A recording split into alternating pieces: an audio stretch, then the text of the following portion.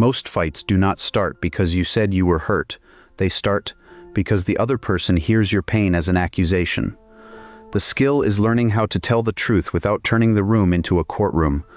You will learn how to name the hurt without making the other person feel like they are already convicted. You will get a simple sentence structure that keeps the focus on impact, need, and invitation. And you will know what to do when they still react badly, because that moment decides whether the conversation collapses or recovers. Imagine someone has been feeling ignored for weeks. One night, after another distracted conversation, they finally say, "You never care about what I need." The pain is real, but the sentence arrives like a verdict. When people hear you always or you never, they usually stop listening for the hurt and start defending their character. Now the conversation is no longer about the wound. It is about whether they are a bad partner, friend, parent, or person. So the first move is not to sentence to make it more accurate. Blame says you did this because you do not care. Clarity says, when this happened, it hurt me, and I want us to understand it. If this gives you language for a conversation you have been avoiding, save it before the emotion of that moment makes the words harder to find.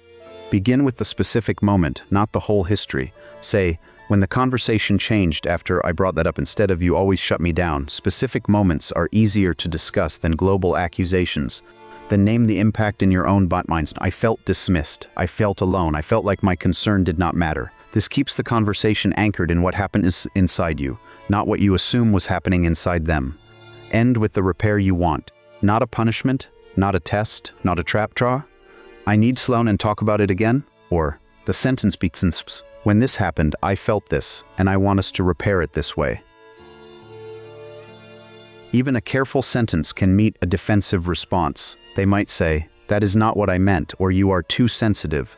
The mistake is trying to prove your pain in 10 different ways. That usually turns the conversation into a debate you cannot win.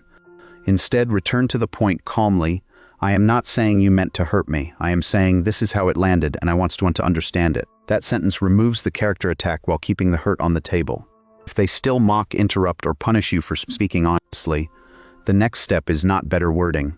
The next step is a boundary. You can say, I want to talk about this, but not while I am being dismissed. Healthy repair needs two people, not one person performing perfect communication alone. The formula is simple. Name the impact, invite repair, and return to the point if defensiveness shows up. You are not trying to win a case. You are trying to make honesty survivable inside the relationship. For more conversations that help you say the hard thing without losing yourself, subscribe and keep this close for the next moment that matters. The right words do not guarantee peace, but they give repair a real chance.